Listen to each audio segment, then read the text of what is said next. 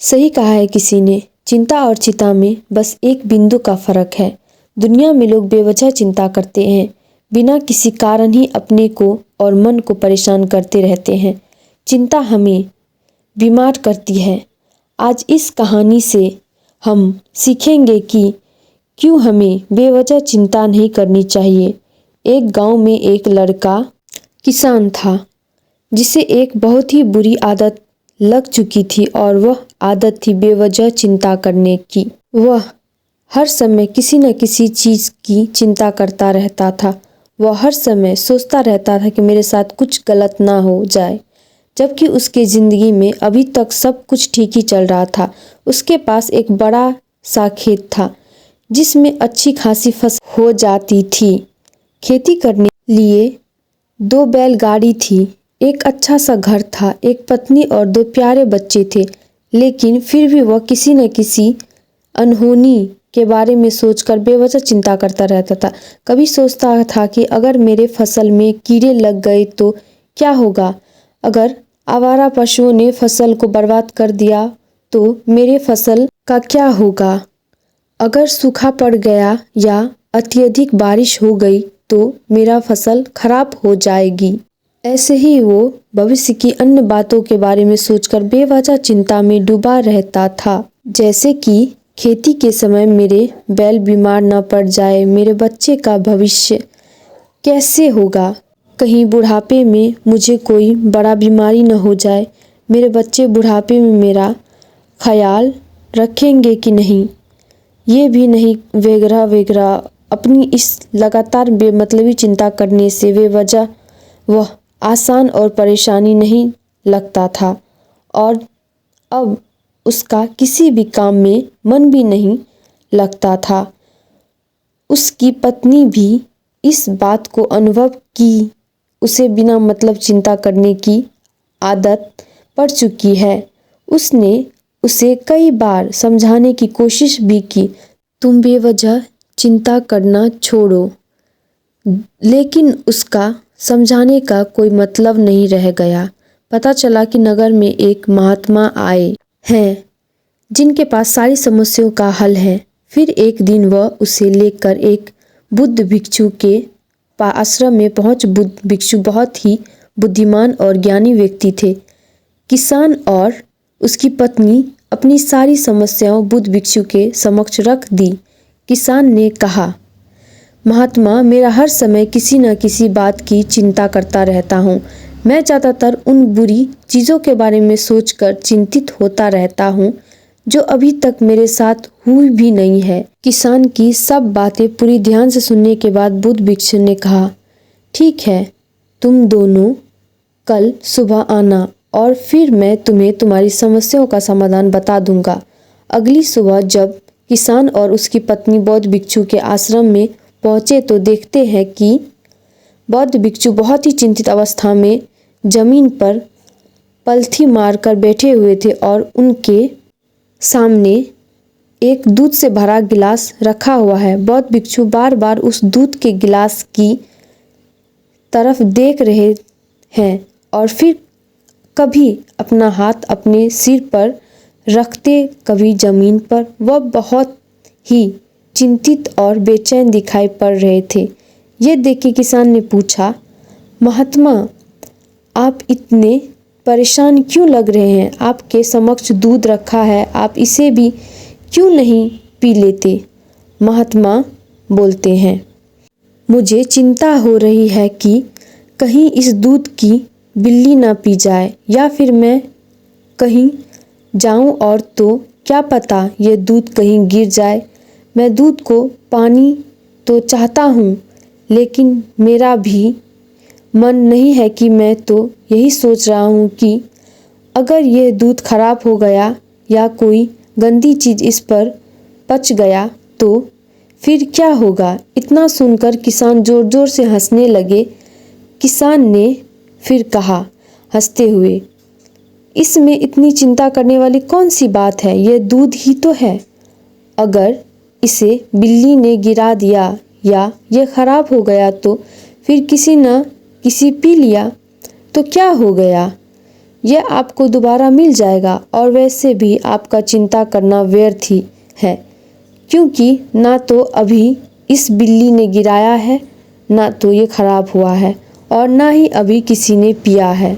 और हो सकता है कि भविष्य में ऐसा ही ना हो।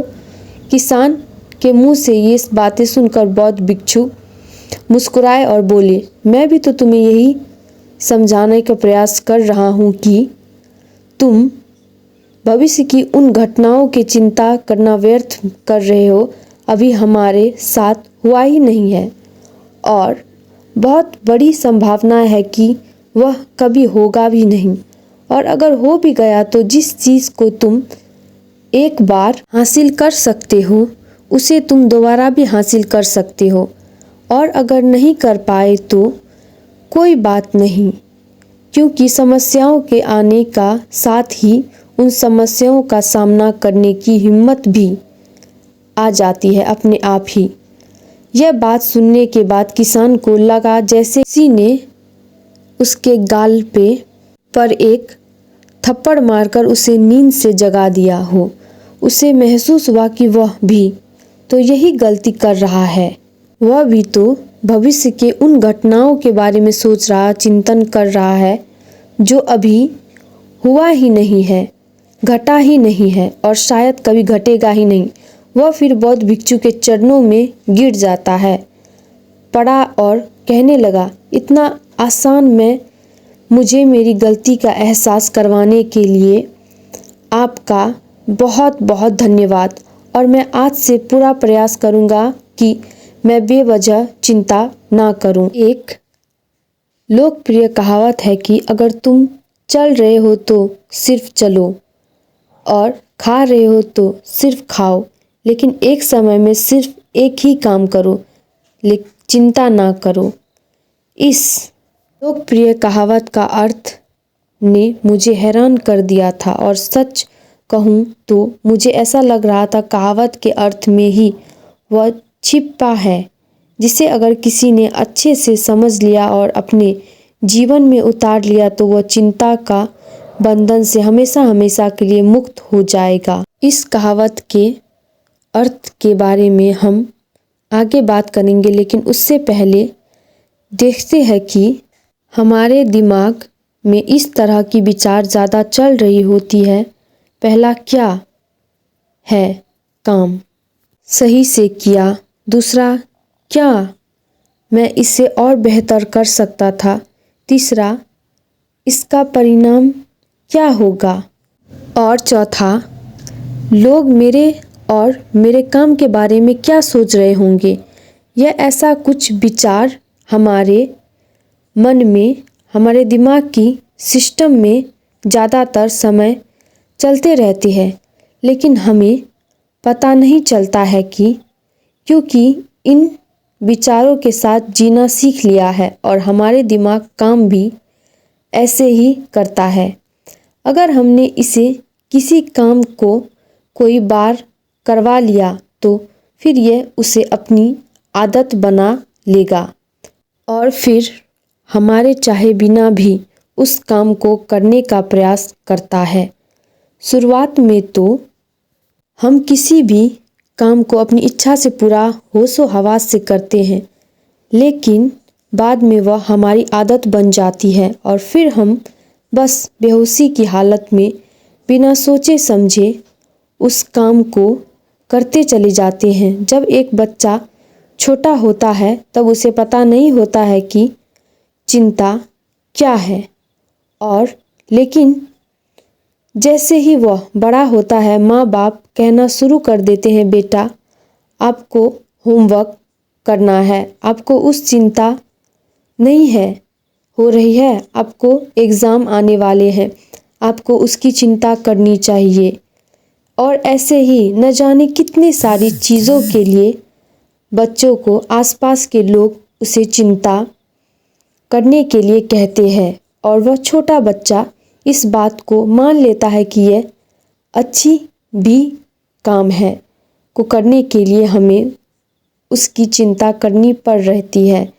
और फिर वह भी किसी काम की घटना के बारे में बार बार सोचने लगता है। शुरुआत में तो वह काम जानबूझकर करता है, लेकिन धीरे धीरे उसका मन इस अपनी आदत बना लेता है और वह फिर न चाहते हुए भी उस मन की ही विचार के बारे में बार बार सोचता रहता है और फिर वह अपनी पूरी जिंदगी चिंता के इस जाल में फंस कर रह जाता है। लेकिन अब पक्ष ये उठता है कि इसका समाधान क्या है, और तो इसका समाधान है ऊपर बताई गई जिन कहावत का अर्थ यानी जागरूकता।